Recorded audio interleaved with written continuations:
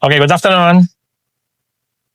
So, ang i-discuss po natin ngayon is sa isang question ng isang viewer natin na given the chance dito sa pag-purchase natin ng L300 FB, kung happy po ba tayo and kung i-consider pa rin po ba nating bumili ulit ng ganitong unit in future. And ang sagot po natin is yes.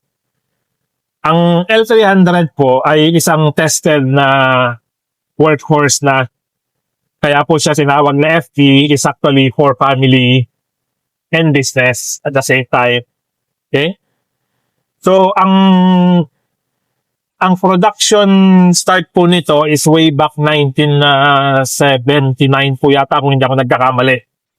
And since then, ito na po ang isang unit na pinakapaborito na gawing pang multi-purpose vehicle. So sa Manila, hindi lang po ito pang business.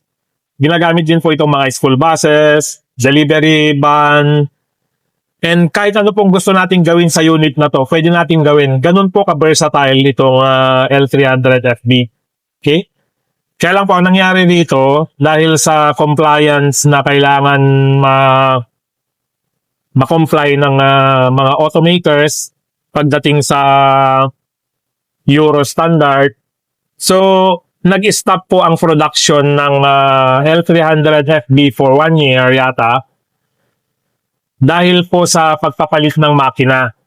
Yung pinaka-famous po kasi na makina nito is yung 4D56. Meron po tayong isang L300 FB, yun po yung una natin. And yun po yung makina, yung 4D56. And yan din po yung isang pinaka super sikat na makina kasi ginamit po yan sa Pajero. Okay? So, siguro po napag-decidean ng L300 FB engineers na mas mahal pa na i-convert yung makina na 4D56 kung meron man way para i-convert or totally walang way na ma-convert kaya kailangan ng change engine para maging Euro 4 compliant or Euro standard compliant. Okay? So doon po nila pinasok yung 4N14 engine. And ang 4N14 engine is nandyan naman po yung DNA ng Montero, Mitsubishi Montero. So ano po ang ibig sabihin nun? Means yung itong makina na ito na nakakabit ngayon is pang SUV na medyo nasa high-end part. So, ang isang challenge po nito, though hindi pa tayo umabot sa experience na yon, is kung gaano ba kamahal i-maintain ang L300 FB ngayon using 4N14 engine. Hindi katulad ng 4D56. So, talagang napakatipid po. Ang maintenance po nun napaka-friendly. Okay? Pero in any case po, since naka 1 year na tayo, gagawa po tayo ng 1 year review nito.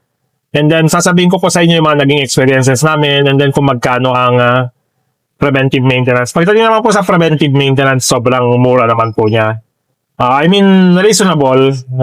Yun pa lang po. Kaya lang, yung spare parts po, ang isang nalaman kong mahal dito is yung kanyang injector. Parang nasa, kung hindi po nagkakamali, parang nasa 40,000 po yata isa.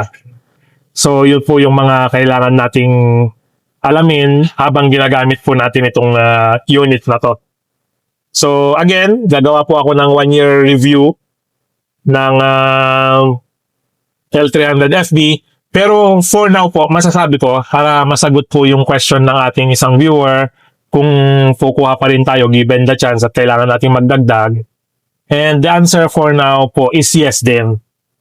So siguro, ang next question dito is kung hindi man tayo kumuha ng FB, ano ba yung other options natin na pwede natin i-consider kung bakit hindi ito yung kukunin natin.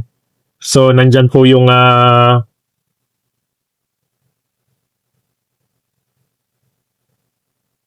nandyan po yung Isuzu na Travis. Nandyan po yung Hyundai na ganito rin na van. Meron ding Kia. Kung magko-consider po tayo ng isa, meron akong isang nakikita, yung Kia. Kasi yung Kia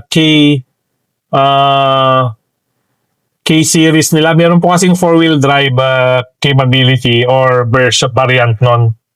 So maganda po i-consider yun, lalo na sa atin na nasa construction site. Kasi napakalaking bagay po ng 4x4 sa atin. Okay? Pero for now po, pwede pa rin po. I-consider pa rin natin itong L300FB kasi sa price range niya, sulit na sulit talaga siya. And then yung fuel efficiency, fuel economy, maintainability, talagang sulit na sulit po itong unit na to. Okay? So yun po ating quick update sa ating L300FB.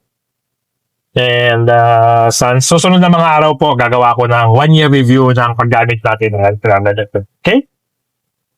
Salamat po!